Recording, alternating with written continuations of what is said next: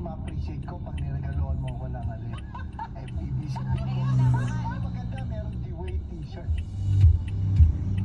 5 dekada ng balitaan. Mula sa FEBC Philippines, sumasa inyo ang Tinig Balita. Narito ang inyong tagapag-ulat.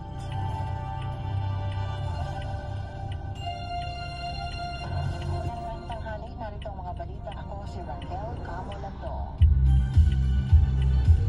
5 dekada ng panalangin. Panginoon, aming Diyos, naway maabot ng FEBC broadcast ang mga taong nawawala na ng pag-asa. Salamat Panginoon sa katiyakan na lagi po kayong naririyan upang dinggin ang aming panalangin.